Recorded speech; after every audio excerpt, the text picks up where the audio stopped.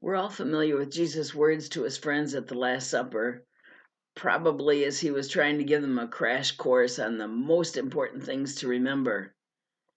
He said, "Love one another as I have loved you." This might have confused his friends a little or made them think that maybe Jesus had forgotten the way he originally said it when he told the parable of the Good Samaritan. Love your neighbor as yourself. I'm sure Jesus definitely meant to say it this way on purpose when he said, "Love one another as God loves you." That is something altogether different from loving others as I love me.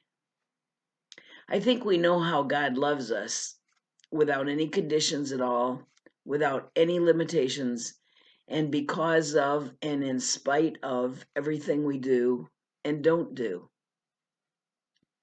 But do I love me as God loves me? Hardly. I put on all kinds of limits on my self-love. When I look in the mirror, what do I see? Dry skin, under eye bags, too many wrinkles. My teeth aren't white enough. Maybe I should have had braces when I was a kid. My hair's too short and too straight, and there are way too many gray hairs. And you get the idea. In my bathroom, I have a piece of wall art that reads, "Be your own kind of beautiful." I think that's another way of saying, see yourself as God sees you. Have you ever looked at yourself in a funhouse mirror? It's funny because we know we don't look like what we see. Well, maybe we should consider every mirror we look in as a funhouse mirror, because what we see is not who we are. So, look at this cartoon. Wouldn't it be great if everyone looking in the mirror made them feel like this? Rather than noticing all the flaws, love what you see. Not see something in the mirror which is totally distorted from its reality. But isn't that exactly what happens each time we look in the mirror? Because we only see the outside. And without considering what's on the inside, there's really very little resemblance to reality. We are so much more than what is visible to the eye.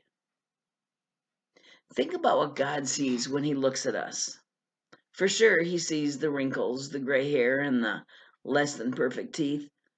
But the difference between what he sees and what I see is that doesn't matter at all. Remember, no conditions, no limits, just total acceptance and love.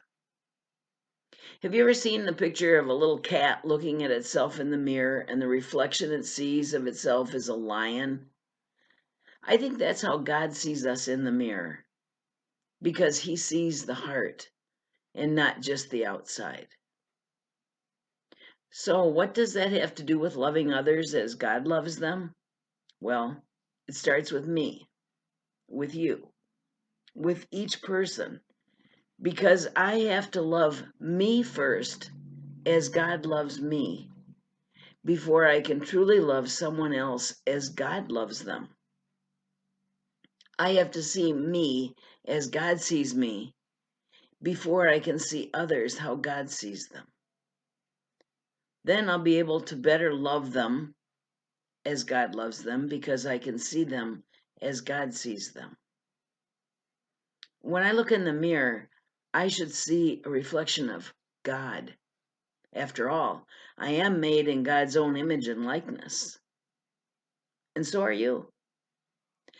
And so is everyone I'm supposed to love the same way. How others see you is not important. How you see yourself is everything. And you are God's perfect creation.